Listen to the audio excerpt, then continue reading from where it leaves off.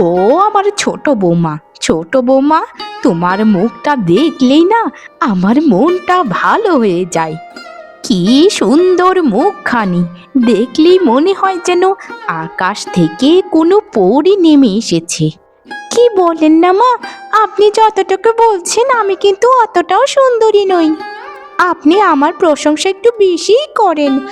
দেখুন না, আশেপাশে কত সুন্দরীরা পড়ে আছে, আমার থেকেও কত সুন্দরী। তা তো দেখছি, দুধে আলতা গায়ের রং, ঠোঁট যেন গোলাপের পাপড়ি, দেখে মনে হয় যেন কালো কুচকুচে কোনো পেতনি, আবার সাধারণ কোনো পেতনি নয়, শ্যাওড়া গাছের পেতনি। ও হয়েছে মা, থাক, আর বেশি অপমান করতে হবে না। এমনিতেই তো কালো বলে কত কষ্ট তার। এই যে দেখুন না, সবাই আমাকে দেখে ওকে আমার কাজের মহিলা মনে করে, এটাতেই কি তার বেশি অপমান হয়ে যায় না মা বলুন? একদম গরু ছাগলের মতো, কোনো মূল্য নেই। এই বড় বউ, এই কালির ঘরের কালি, তোর কি লাজ লজ্জা বলতে কিচ্ছুটি নেই? যা যা বলছি, ঘরে যে কত কাজ পড়ে আছে সেগুলো কি তোর মা এসে করে দিয়ে যাবে বলতো? এখনই সবগুলো কাজ করে ফেল। আমার ছোট বউয়ের উপর যদি কোনো চাপ সৃষ্টি করিস তো তোর ওই কালি মুখে আরো কালি লাগিয়ে দেব। মা, ওরকম তো কোনো কাজই নেই, আমি সব কাজ করে ফেলেছি, রান্না বান্না সব কিছু শেষ। আমার আসলে শরীরটা ভালো লাগছে না মা, তাই বসে আছি একটু। শরীর ভালো লাগছে না, নাকি আমাদের কথাগুলো শুনে গায়ে জ্বলন ধরেছে? আর জ্বলন ধরলেও কোনো সমস্যা হবে না বেশি, কারণ তোমার চামড়া তো এমনিতেই কালো, জ্বলে পড়ে ছারখার হওয়ার আর কোনো কারণ নেই। মা কিন্তু সব কিছু দেখছেন, যদি একটু উল্টোপাল্টা করো তো তাহলে কিন্তু তোমাকে ঘাড় ধাক্কা দিয়ে বাড়ি থেকে বের করে দেবে। তোমার স্বামী কিন্তু এখানে নেই যে স্বামীর কোলে গিয়ে বসে থাকবে। আচ্ছা ছোট, তুই সবসময় আমার সাথে এরকম কেন করিস বলতো? তুই এই বাড়িতে আসার পর থেকেই তোকে আমি ছোট বোনের মতোই দেখতাম, কিন্তু কিন্তু তোর কাছে আমি বড় দিদির কোনো সম্মানই পাইনি। কেন রে ছোট, কেন কেন তুই আমার সাথে এরকম করিস বলতো?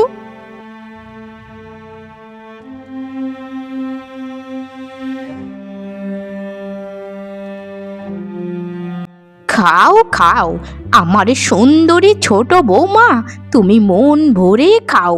তুমি যদি ঠিকঠাক না খাও তাহলে তোমার ওই সুন্দর চেহারা যে নষ্ট হয়ে যাবে। আমি তোমাকে আমার নিজের মেয়ের থেকেও কম ভাবি না, জানোই তো আমি সুন্দরীদেরকে কত ভালোবাসি। হ্যাঁ হ্যাঁ মা, আমি আসলে খুবই খুশি, আপনার মতো এরকম শাশুড়ি মা পাওয়া ভাগ্যের ব্যাপার। কত সুন্দর করে আমাকে যত্ন করে খাওয়াচ্ছেন, আর ওদিকে বড় বউটা ক্ষুধার্ত কুকুরের মতো পড়ে আছে। আসলেই মা, আপনি সত্যিকারের ভালো একটা শাশুড়ি, আমার নিজের মাও আমাকে এত ভালোবাসেনি কখনো। আরে বাবা রে বাবা, এত অধৈর্য হইও না তো ছোট বৌমা। শোনো শোনো, আমার বড় ছেলে বড় ওই কালী বউটাকে পছন্দ করে বিয়ে করে এনেছে, আর আমার ছোট ছেলেকে আমি নিজে পছন্দ করে বিয়ে করিয়েছি, তাই তোমাকে তো ভালোবাসতেই হবে। আমিও আপনাকে অনেক ভালোবাসি শাশুড়ি মা, আমার নিজের থেকেও বেশি। তা আপনি খাবেন না মা? শুধু সারাদিন আমাকে খাওয়ালেই হবে, নিজের যত্নও তো নিতে হবে নাকি? আপনি আমার এখান থেকে অর্ধেকটা মাছ খেয়ে নিন মা, তাহলে আপনারও শরীরটা একটু সুন্দর হবে। মা, ছোট সকাল থেকে কিচ্ছুটি খাইনি, আমার খুবই খিদে পেয়েছে, দয়া করে আমাকে কিছু খেতে দিন মা। আর আমি যে ওই বাসি পান্তা ভাত আর খেতে পারছি না, আমার যে বমি পায়, আমার যে ভালো লাগে না। দয়া করে ছোটকে যে খাবার দিয়েছেন আমাকে একটু দিন মা, শুধু আজকে একটু দিন, আমি আর যে চাইবো না মা, একটু একটু দিন মা। আমার শরীরটা ক্রমশই দুর্বল হয়ে যাচ্ছে, আমি যে কোনো কাজকর্ম করতে পারছি না। মগের মুল্লুক নাকি? মগের মুল্লুক পেয়েছিস যে বললি, আর খাবার তোর পাতে আমি দিয়ে দিলাম? শোন, তুই হচ্ছিস কালো কুকুর, আর কালো কুকুরের পেটে কখনো ঘি সহ্য হবে না।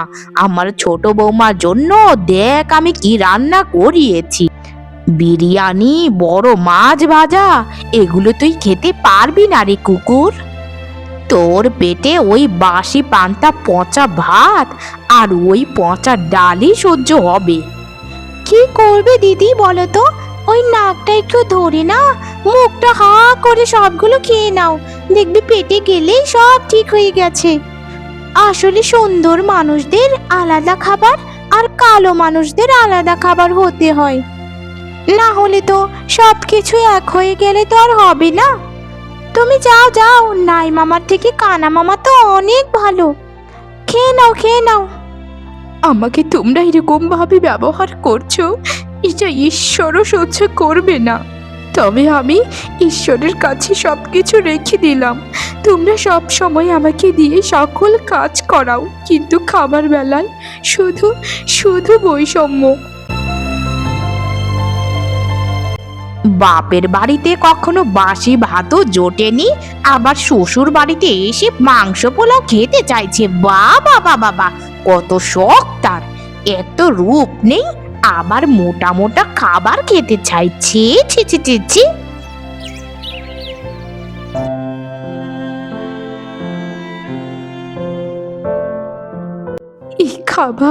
এই খাবার আমি খাবো কি করে? ওগো, ওগো, তুমি আমাকে ছেড়ে কোথায় চলে গেলে? বলেছিলে যে শহরে বেশি দিন থাকবে না। দেখো না গো, এই বাড়িতে যে আমাকে কত নির্যাতন করা হচ্ছে। এই ভাত আর এই খাবার খেলে তো আমি মরেই যাব। আমাকে তোমার সাথে করে নিয়ে গেলে না গো, আমাকে তোমার সাথে করে নিয়ে গেলে না। আমি যে আর পারছি না গো, আর পারছি না। আমি কি করব?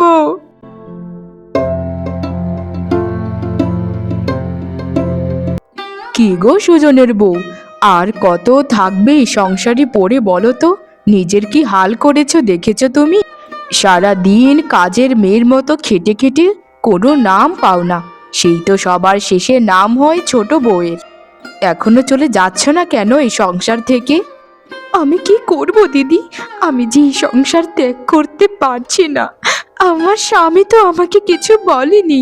যেদিন আমার স্বামী আমাকে বলবে যে এই সংসার ছেড়ে চলে যাও, সেদিন আমি চলে যাব। আমাকে আমাকে এভাবে বলো না গো। তোমার কষ্ট দেখে না আমাদের বুকটা ফেটে যায় গো।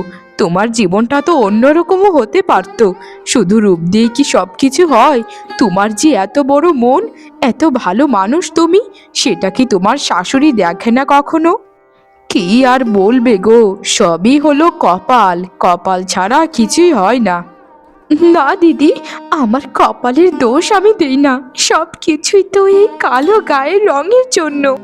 আমি বিশ্বাস করি দিদি, যদি আমিও ছোট বউয়ের মতো সুন্দরী হতাম, তাহলে দেখতে আমাকেও শাশুড়ি মা মাথায় করে রাখতো। কিন্তু দেখো না, ভাগ্যের ফের, আমি যে কালো হয়ে জন্মেছিলাম। শোনো বোন, এভাবে কান্না করো না গো। তুমি একটু ধৈর্য ধরো, দেখবে একদিন না একদিন তোমার শাশুড়ি ঠিকই বুঝতে পারবে। আমাদের মতো বউদের ধৈর্য ধরা ছাড়া আর কোনো কি উপায় আছে বলো তো? আচ্ছা তাহলে তুমি থাকো বোন, আমি যাই। আবার ওদিকে আমার শাশুড়ি মা চিল্লাপাল্লা শুরু করে দিয়েছে মনে হয়।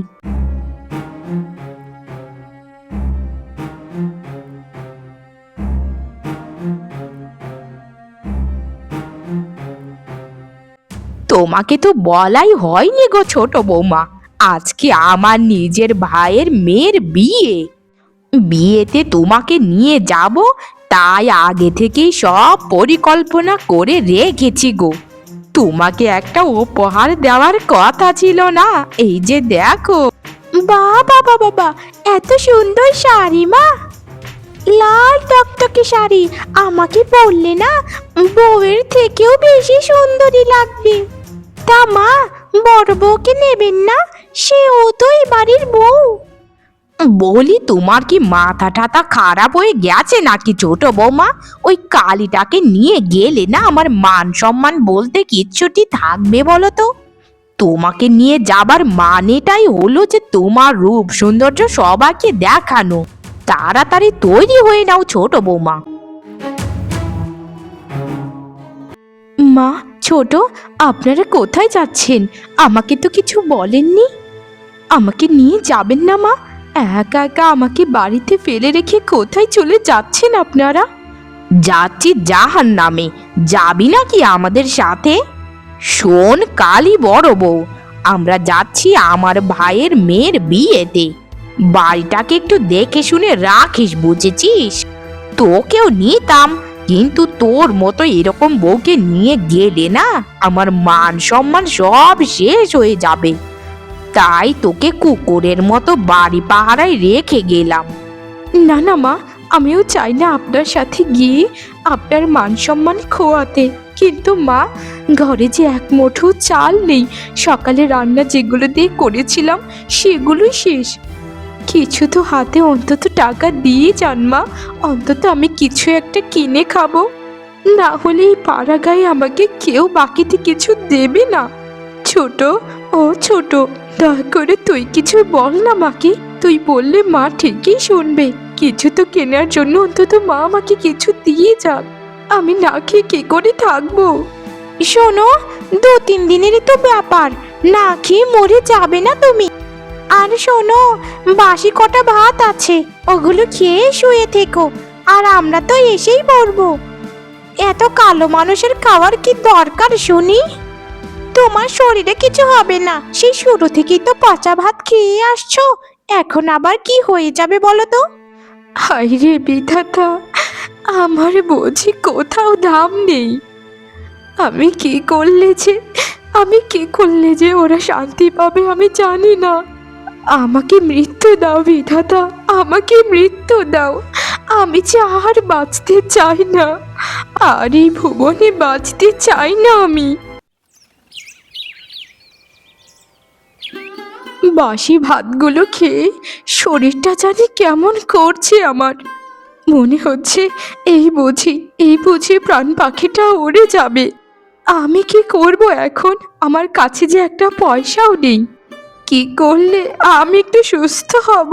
ঘরেও তো ওরকম কিচ্ছুটি নেই। আমার এই কষ্টের থেকে আমাকে মুক্তি দাও বিধাতা, আমাকে মুক্তি দাও। শৈশব থেকে শুরু হয়েছিল কষ্ট, এখন পর্যন্ত কষ্টই রয়ে গেল। আমার এই কষ্টের দিন আর কোনো দিন শেষ হবে না। আমার মৃত্যুই একমাত্র এই কষ্ট লাঘব করতে পারবে। সুজনের বউ, ও সুজনের বউ, ঘরে আছো নাকি? কি হলো? সুজনের বউয়ের কোনো সারা শব্দ নেই যে। যাই ঘরের ভেতরে একটু গিয়ে দেখি তো কি হলো আবার বউটার। কি হলো গো সুজনের বউ, এই ভর দুপুর বেলায় গায়ে কাঁথা জড়িয়ে শুয়ে আছো যে? তোমার কি শরীর টরীর খারাপ করলো নাকি আবার? আর বলো না গো দিদি, সকালে শাশুড়ি মা আর ছোট মিলে কোথায় জানি গেছে। এরপর থেকে আমি একটু পান্তা ভাত খেয়েছিলাম, তখন থেকে আমার শরীরটা খুবই খারাপ লাগছে গো দিদি।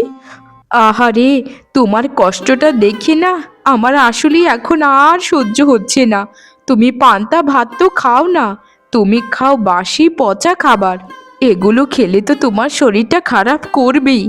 দেখো না গো বোন, আমিও তো পরের ঘরে থাকি। আমি যদি পারতাম, আমার যদি সামর্থ্য থাকতো, তোমাকে আমি কিছু হলেও দিয়ে যেতাম। না না গো দিদি, তুমিও তো পরের ঘরে থাকো, শাশুড়ির কাছে জবাবদিহিতা করতে হয়। আমাকে তুমি কি দেবে? তুমি যে বলেছো আমাকে দেবে, এটাতেই আমার পাওয়া হয়ে গেছে। দিদি, শুধু আমার জন্য একটু আশীর্বাদ করো, আমি যেন তাড়াতাড়ি মরে যাই। আর এ জীবন রেখে লাভ কি? এসব কি বলছো ভাই? এগুলো বলতে নেই। ঈশ্বরের দেওয়া জীবনে একবার সুখ একবার দুঃখ আসতেই থাকবে, এতে মৃত্যু কামনা করো না গো। দেখবে ঈশ্বরই তোমাকে সব কিছু থেকেই উদ্ধার করবে। তুমি শুধু একটু ধৈর্য ধরো বোন।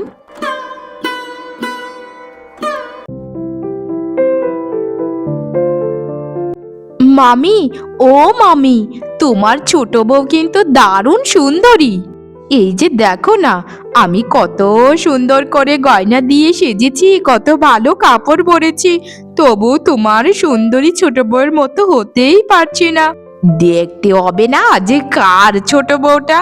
আমার ছোট বউয়ের সৌন্দর্যে জয় জয়কার শুধু তোরাই করছিস নারী। আমার গ্রামেও সবাই করে, সবাই আমার সুন্দরী ছোট বউকে মাথায় করে রাখে।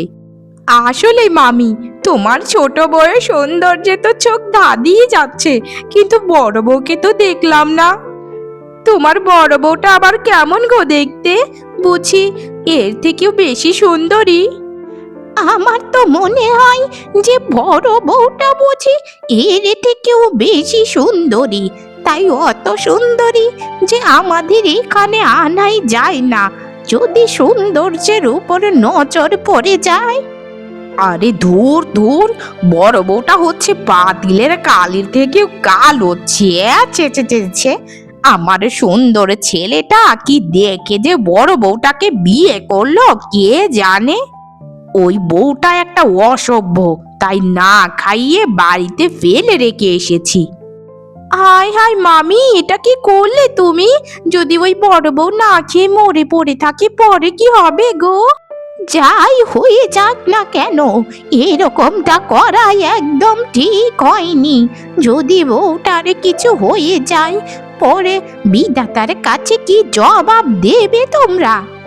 এর থেকে ভালো তো তোমরা আজই বাড়িতে ফিরে যাও, না হলে একটা অঘটন ঘটেই যাবে। আরে কুকুরের আবার কিছু হয় নাকি? ও 7-8 দিন না খেয়েও অবধি থাকতে পারে।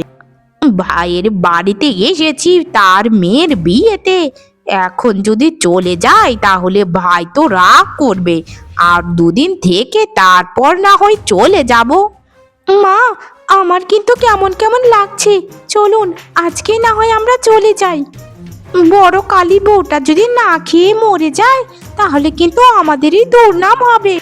এর থেকে ভালো আমরা আজই চলে যাই মা। হ্যাঁ মামি, তোমার ছোট বউ কিন্তু খুবই বুদ্ধিমতী, তাহলে তোমরা আজকেই চলে যাও, আর আমি তো আজকেই শ্বশুর বাড়িতে চলে যাব। তারপর যখন আবার আসবো তখন তোমাদেরকে খবর পাঠাবো, তখন আবার চলে এসো। শোনো ছোট বৌমা, আমার উপরে কিন্তু কথা বলো না। আমি এসেছি যখন ভাইয়ের বাড়িতে, তখন অত সহজে যাব না।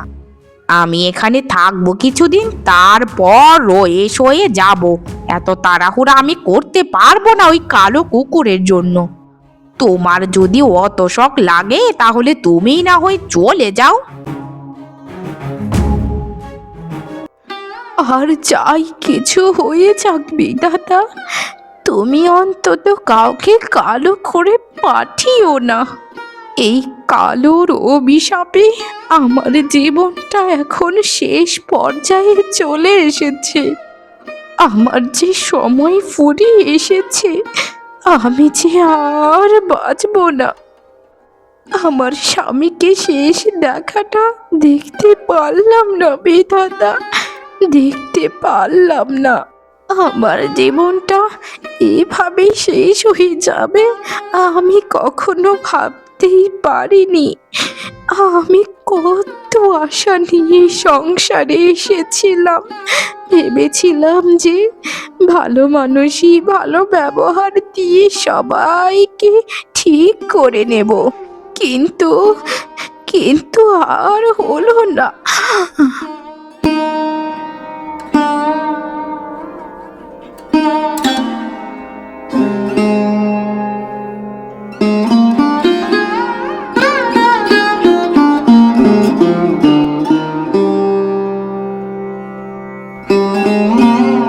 হায় হায় রে দিদি, ও দিদি তোমার কি হয়ে গেল গো দিদি? ও গো, কে কোথায় আছো গো? দেখে যাও দিদি অসুস্থ হয়ে মারা গেছে। আমার দিদি মরে গেছে গো, কে কোথায় আছো দেখে যাও। দিদি, ও দিদি ওঠো গো, দিদি ওঠো। এভাবে তুমি আমাদের ছেড়ে চলে যাবে আমি ভাবতেই পারিনি। আর একটু অভিনয় করে কান্না করে ছোট বৌমা। এইভাবে কান্না করলে তো মানুষ আমাদের সন্দেহ করবে। দাঁড়াও দাঁড়াও, আমি কান্নাটা ভালো মতো করি।